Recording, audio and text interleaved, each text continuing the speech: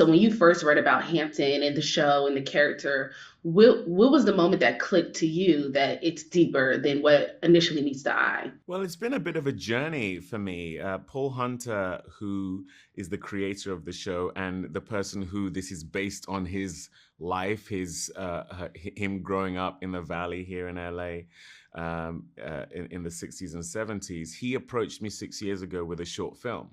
And we did that short film, and obviously that was a bite-sized chunk of what we've gone on to turn into a show. But even then, there was a layering and a complexity to it. There's a spiritual component, a familial component, a period component.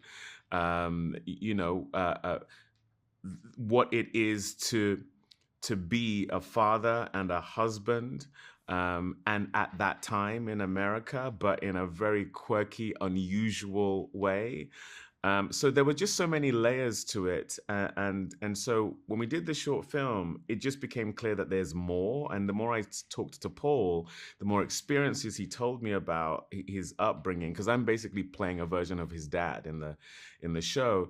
And that is what really caught me. Just that there's a magical realism component. He's a great visualist. There were just so many things that made me think, I think we could make something the likes of which we maybe haven't seen before.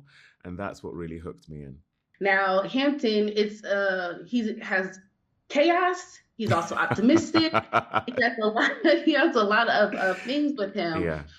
What, in regards to your own personal journey as a creative, do you relate to with Hampton? Gosh, well, as a family man, I hope I don't bring the chaos in quite the same way that Hampton does. But, I do have a very quirky family. I have 4 kids. They all have very specific personalities. They're all neurodiverse. Well, 3 out of 4 are neurodiverse between dyslexia, ADD, ADHD.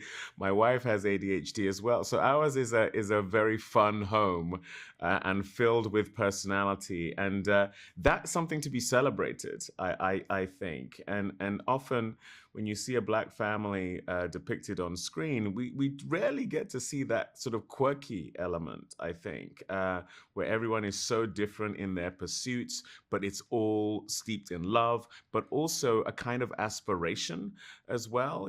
Hampton wants to be an inventor. Astoria, played by the wonderful Simone Missick, wants to be a designer.